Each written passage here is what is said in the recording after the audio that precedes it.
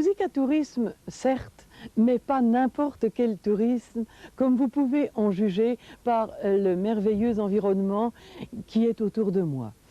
Vous avez reconnu bien sûr Volubilis, ses ruines. Des jeunes de Moulay Idriss nous ont préparé, je pense, une très belle émission. Alors je vous invite à suivre les caméras de Madani Rifi pour voir tous ces merveilleux paysages que vous connaissez peut-être, c'est certain, mais qu'il est toujours tellement agréable de voir et de revoir.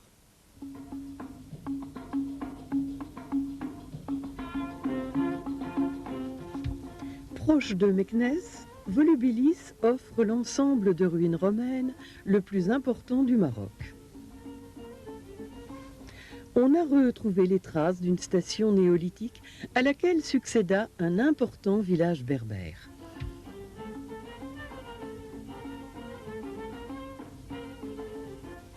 En l'an 40 de l'ère chrétienne, lorsque Caligula annexa la Mauritanie, Volubilis devint romaine.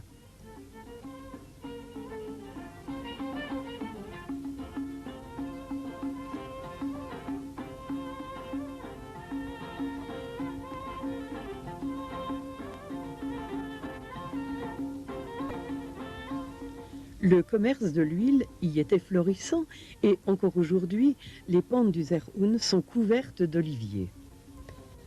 Cité prospère, au début du IIIe siècle, elle compte environ 20 000 habitants. C'est le temps du forum et où les riches demeures s'embellissent. Les fouilles ont commencé à la fin du XIXe siècle.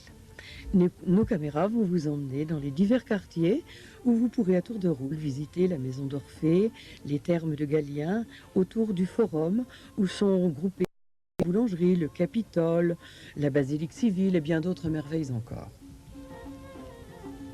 On peut admirer beaucoup d'objets au musée archéologique de Rabat et je vous invite fort à aller les voir. Regardez ces quelques images.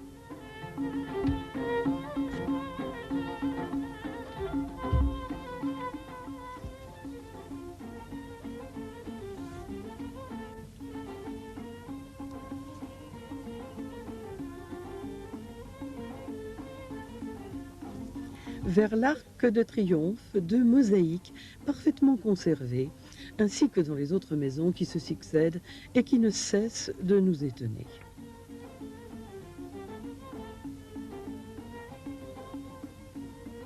Enfin, le palais de gardien, qui est le siège des gouverneurs, et la maison de Vénus, dont on ne se lasse d'admirer la richesse et l'architecture.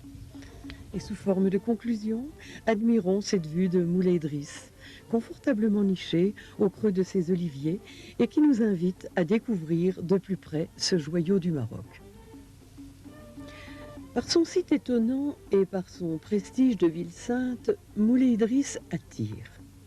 Uniquement peuplé de musulmans, Moulay Idriss a conservé intact son caractère de ville religieuse islamique. À la fin du 8e siècle, Idriss, un descendant d'Ali, gendre de Mahomet, arriva dans la région du Zerhoun. Il venait de la Mecque. Il s'arrêta à Volubilis et entreprit de convertir à l'islam les Berbères qui l'avaient accueilli. Il réussit si bien que toutes les populations de la montagne le reconnurent comme chef. Mais cette popularité irrita fort le calife de Bagdad qui le fit empoisonner. Point de descendant à sa mort en 791, mais 2 mois plus tard, sa femme donnait naissance à un fils. Cet enfant posthume allait succéder à son père sous le nom d'Idriss II. Ainsi naquit la première dynastie musulmane au Maghreb, celle des Idrissides. Si, comme nous, vous arrivez à Moulay Idriss, en venant de Volubilis, vous aurez de magnifiques vues d'ensemble. Le quartier de Khyber, perché sur son rocher abrupt, le mausolée, où par un dédale d'escaliers et de ruelles, on descend vers le sanctuaire. Le Horm, lieu sacré, le minaret, qui, paradoxalement, est moderne et dont la forme cylindrique est unique au Maroc. N'oublions pas que dans cette cité attachante, chaque année après les moissons, le Grand Moussem attire des milliers de pèlerins et dure plusieurs semaines. Fantasia, réjouissances de toutes sortes. Il est bien sûr inutile de vous recommander un arrêt dans cette ville difficile à décrire, dont elle possède des qualités hors du commun. Retournez-y aussi souvent que possible, on ne se lasse jamais d'un tel spectacle de la nature et où cette nature s'allie aussi parfaitement à la spiritualité.